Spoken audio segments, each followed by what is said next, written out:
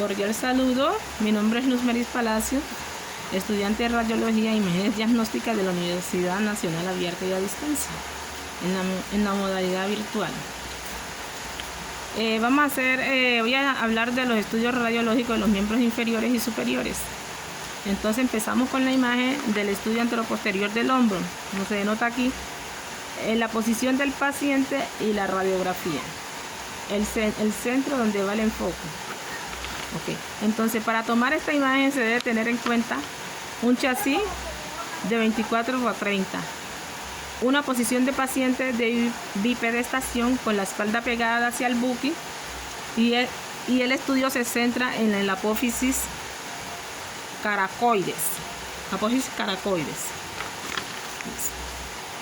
Proseguimos con el estudio anteroposterior del húmero. Recordemos que el húmero ya es un hueso largo, por lo tanto el tamaño del chasis será el 35x43 y se toma en una posición de bipedestación con la espalda arqueada hacia el buque y se centra en el tercio medio del húmero.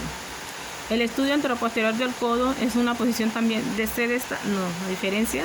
una posición de sedestación sentado formando un ángulo de 90 y se utiliza un chasis de 24x30 y se centra a nivel de las articulaciones del codo. El estudio anteroposterior del brazo, recordemos que está compuesto por dos huesos, el radio y el cúbito, los cuales son huesos largos, por lo tanto se tomará un chasis de 35x43 y lo cual se centrará a nivel del tercio medio del antebrazo, su centro como tal. Estudio posterior anterior de la muñeca. Es una posición sedestación, sentado formando un ángulo de 90 y su tamaño de chasis es de 24x30 y su centro se da a nivel del carpo. Y los estudios posterior anterior de la mano también se dan en una posición de sedestación, sentado formando un ángulo de 90 y también se utiliza un chasis de 24x30 centrado a nivel de las articulaciones. Estudios radiológicos de los miembros inferiores. Pues empezamos con el fémur, estudio anteroposterior del fémur. Se hace en una posición de cúbito supino con las piernas bien estiradas y se utiliza por su longitud. Recordemos que es también un hueso largo, un chasis de 35x43.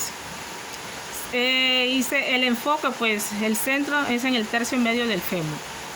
Estudio anteroposterior de la rodilla, recordemos que es la articulación, por lo tanto se hará un estudio con un tamaño de chasis de 24x30 y su posición es de cúbito supino con las piernas estiraditas.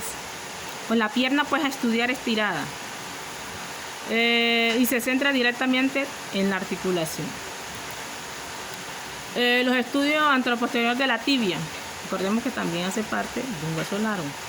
Se toma en una posición semidecúbito, inclinándose.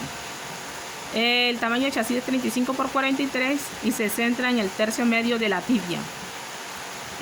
Hablaremos del estudio anteroposterior del tobillo. Ya el tobillo es una articulación, por lo tanto el tamaño de chasis será 24x30 y su posición es de cúbito supino con la pierna estirada.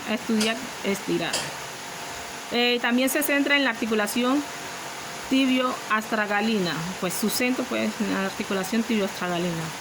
El estudio anteposterior del pie es una posición de sedestación, es decir, sentadito, y se utiliza un chasis de 24x30 y se centra en el tercio medio del tercer metatarsiano. Los protocolos de estudio de estos miembros se debe tener en cuenta la proyección, el chasis, el centraje, la posición del paciente, la posición anatómica, el diagnóstico, el criterio de evaluar para cada uno de estos estudios anteriores. Hay que denotar algo. Para los estudios de las falanges, se utiliza un chasis de 18x20 en la falange individual, pero si ya en la mano es 24x30. Los criterios a evaluar son los criterios pues necesarios.